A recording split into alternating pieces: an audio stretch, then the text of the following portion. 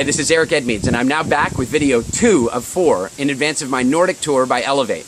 I'm really grateful to Elevate for making this happen. I'm really excited about it. Now, yesterday we talked about business freedom. Wait a minute. Did you watch yesterday's video? If you didn't, please go back and watch it. A small recap is we talked about business freedom. That is the independence of the entrepreneur. And we talked about a lot of reasons for why you might want that independence, personal, health, and so on. But we also talked about the strategic reasons for your business that you want it. And we talked about business icebergs. That is the large threats and opportunities that are looming on the horizon that you cannot see if you have your head down in the engine room of your business. For example, you could have a huge iceberg that is an opportunity float right by you in the night because you're down, focused in the engine room or some other part of your business.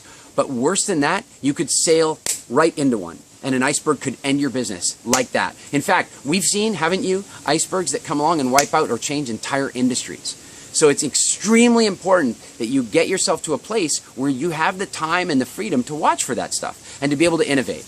And that's tough to do if your head is down in the business. So today we're going to talk about exit strategies. Hang on, I don't necessarily mean the final exit strategy. That's important too. In fact, I know a lot of business gurus and business lecturers and speakers, they say you have to have an exit strategy.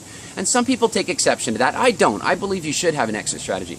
But I do remember seeing this one business guru talk about exit strategy. He says, you don't need an exit strategy. I mean, would you get on a plane if you knew the pilot had an exit strategy? Okay, that's very funny, but in reality is I wouldn't get on a plane if the pilot didn't have an exit strategy. And his exit strategy should include landing the plane at the airport for which I bought my ticket, opening the door, and letting me out. Okay, kidding aside, I do believe in exit strategies, but long before you really give a lot of consideration to your final exit strategy, there are a series of mini exits that you need to make. And today we're going to talk about how to make those, and when we meet in person, we're going to go through a workshop that's going to blow your mind and really show you how to get this done.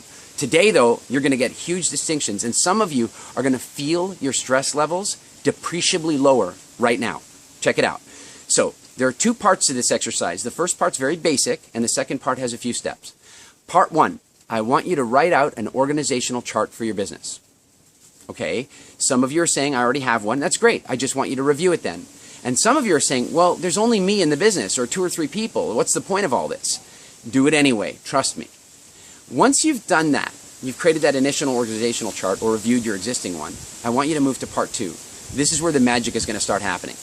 In part 2, I want you to create an organizational chart template for your business. So this is different. This is just a series of boxes, empty boxes with titles underneath them that represent the roles and responsibilities in your company. So you'd have, say, a managing director and a finance director, marketing director, operations director, maybe an IT manager. I don't know what your business is, but it's probably something along those lines. Now, again, some of you are saying, well, I only have me or 1 or 2 or 3 people. That's okay. What I want you to do is create this template as though your business was 3 or 4 or 5 years from now and had grown a lot. So even if you weren't planning to grow it or you didn't know how, just pretend. Create the template as though you were. Now, the next stage in this step, the next step in this part, is to start putting names in the boxes. Now hang on. If you're a sole proprietor, what does that mean? Well, it means your name is going to go in every box. That's fine. This is still going to be really valuable for you. Now, if you have 2 or 3 people, still, a name has to go in every box. But what you might find now is that names have to be in more than one box. I mean, if you only have 2 or 3 people and you have 20 boxes, obviously you're going to have names that are in more than one box. But you're also going to begin to find that you probably have boxes that have more than one name. In fact, if you've got many employees, you're definitely going to find that. And if you have many employees, it's the same exercise. You take each name and put it in every box that it needs to be in, even if there's already a name in that box. Are you clear? I hope so. Get this done.